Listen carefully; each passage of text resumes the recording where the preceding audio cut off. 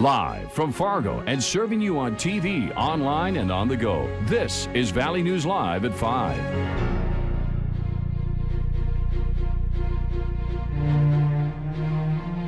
We are no closer to learning if kids will be back in the classroom as school is set to resume in just a few weeks. But local school surveys show a clear divide between what parents and teachers want this fall. Valley News Team's Joshua Peguero explores remote learning and some of the inequities that exist.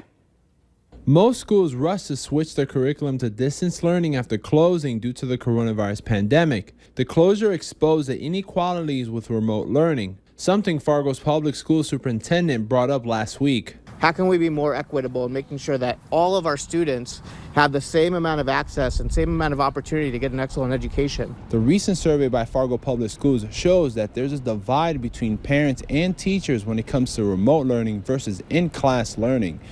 But the school is not going to make a decision on what it plans to do until the end of the month. Minnesota State University Moorhead surveyed 1,100 teachers, finding a majority of them support their district's leadership on this situation. It's impossible to take exactly what we did in a brick and mortar building and put that into an online environment. Julie Swagger says there are pluses with online learning, but it has led to some students falling further behind. Maybe some students that have less access, maybe with more special needs, they can for sure be in school more. A study by an education nonprofit describes a COVID-19 slide with students going into the fall a full year behind on their math learning compared to a typical school year. I think every student is different, so that's important to consider. We do offer both Zoom and in-center for our family. Tutors are an option for some parents, and the Sylvan Learning Center can help kids catch up. We're not working on things that they already know. We're working on the things that they need additional help with, and those are aligned with the state standards with schools. The director says she has not seen a difference in their tutoring over Zoom compared to in person. In Fargo, Joshua Peguero, Valley News Live. Minnesota is planning to announce its decision on whether to reopen schools this fall on the week of July 27th. Fall sports in North Dakota are now being given the green light. That directive came from the North Dakota High School Activities Association today. The board met today and, with guidance from the Department of Public Instruction, decided to move forward with fall sports. However, it is up to each school district to decide if they want to participate in fall sports. Guidelines for a return to competition will be shared with schools late next week. New for you at 5, a West Fargo City employee is recovering after his lawnmower flipped on top of him near the 7th Avenue Northeast Bridge under the Center Street underpass. Authorities on scene say the man was mowing along the railroad and got too close to the edge. That's when the lawnmower started to flip over on him, and he ended up rolling down the embankment under the underpass. Officials say the man had minor injuries and was treated on scene. A beautiful day after a rain-soaked morning. Let's check in with Chief Meteorologist Hutch Johnson for the latest. Beth, thanks so much. We are watching the radar as showers and thunderstorms are exiting quickly off into the Arrowhead and the Iron Range of Minnesota, leaving us with just a few clouds, as you see on our view from our Valley Skycam. Temperatures slipping into the 60s by bedtime tonight. All in all, most areas are going to be pretty quiet this evening. We'll see 80s early, and then as we set things into motion, dipping down into the 70s and even 60s by bedtime tonight. Crystal clear skies for good comet viewing this evening. Tomorrow, maybe not so good comet viewing. In fact, enhanced risk of severe weather means some widespread storms, bringing the risk of tornadoes, damaging wind in particular, large hail, and some flooding rains as well. I'll have details in your hour-by-hour forecast here in just a few moments. All right, thank you so much, Hutch. Well, a federal jury has cleared a West Fargo officer of wrongdoing after a man sued the city for excessive force. The suit was brought on by 32-year-old Donovan Weiss in federal court. Weiss accused a West Fargo police officer of using his canine to attack him twice as the officer punched him several times. But today, a jury sided with the officer. In a statement, the West Fargo Police Department thanked the jury for their time in making this decision. The Group 1 Fargo accuses the Fargo Police Department of not thoroughly investigating its own. An internal investigation released yesterday found allegations of officer misconduct was unfounded. 19-year-old Larry Pope Jr. accused police of racially profiling and illegally searching him. Wes Filame of 1 Fargo says he stands behind Pope's story. The police department can no longer continue to investigate itself. These events are happening in too quick of a succession of one another. They're always constantly ending up on the right side. Philome says a third party should investigate Pope's complaint, including providing a lineup of the officers he accused of misconduct.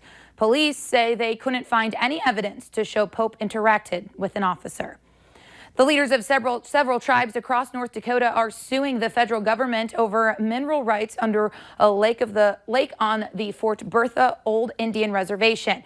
They say the Interior Department is trying to illegally take property that belonged to them before statehood. At stake is an estimated $100 million in unpaid royalties and future payments from oil drilling. A multinational effort led by British and Spanish scientists are studying sewage to learn how evidence from wastewater can indicate areas where cases of the coronavirus are spiking. NBC's William Marks reports from Newcastle, England. Under this manhole cover could be the key to one of the world's greatest current challenges, stopping the spread of COVID-19. Dr. Rhiann White is a scientist tasked with sampling sewage from this wastewater pipe in the north of England. She's helping hunt down COVID by tracking quite literally what's been left behind. All the bacteria and viruses that are naturally occurring in our human bodies come down, and we're totally used to dealing with that. To look for the fragments of the COVID-19 virus and to look at those fragments to determine the health of the population. Her job's not glamorous, but this unusual detective work is at the front line in the fight against coronavirus. She works for one of the UK's largest water utility companies and has been taking samples like this since mid-March. Her bottles end up in one of several freezers at a nearby university where scientists sift through them. The process is part of a nationwide effort to collect human waste, convert it to laboratory samples, and check inside for the presence of COVID-19. We want to get a better understanding of how the levels you find in sewage relate to what's in local populations. David Graham has spent decades scouring global waste systems for chemicals, bacteria, and now this deadly virus. His research team is working with colleagues worldwide on an alternative to today's expanding but expensive testing techniques. Based on finding one individual isn't necessarily enough information for you to shut down a city. But if you find an elevated level of virus particles are in sewage coming from that city, you know then that city needs to be dealt with. These samples contain viral material, whether you're sick or asymptomatic. And tested hours after leaving your home, they can provide an early warning system. You can actually put your pulse on what's happening in the community before you see disease. And that's the Holy Grail. It's the Holy Grail if you can make the analytical method accurate enough. These programs only offer a rough roadmap, but sewage could soon prove to be an accurate predictor for coronavirus's second wave before it hits. State health officials are confirming 104 new cases of COVID-19 in North Dakota, along with another death. In total, 89 deaths have been linked to the virus in the state. There are now 783 active cases. 38 people are in the hospital. 3,796 are listed as recovered. In Minnesota, the Department of Health is reporting 611 new cases of COVID-19 today, bringing the active case count to 4,531. 8 new deaths are also reported, bringing the death toll to 1,526. 38,290 people are listed as recovered from the virus.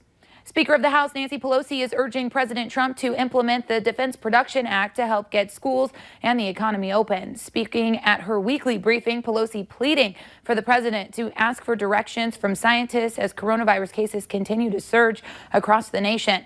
Congress is aiming to pass the next relief package worth at least another $1 trillion to help with economic recovery, but Pelosi says it's not enough. This is such a massive dereliction of duty. People are dying. And so what we are saying to the Senate, join us in asking the president to use executive action for good instead of ill, as he has done. Lawmakers are hoping to wrap up negotiations to pass legislation by the end of July. And that's when the federally funded $600 per week $600 a week unemployment benefit expires. Target and CVS will require customers to wear face coverings, both retailers announcing the move today. Target customers have until August 1st. That's when the retailer says its guests will be required to wear masks or face coverings in all stores. There are exceptions for young children and people with underlying medical conditions. And Target will provide disposable masks at store entrances. Face coverings will be required to enter all CVS pharmacies starting July 20th. Still ahead tonight, a country under quarantine. One artist crosses the country to capture this unusual time. And the heat is on in the Central Plains, 90s in central South Dakota, triple-digit heat down to the southwest. Heat and humidity will fuel severe storms here in the valley on your Friday. Your forecast is straight ahead.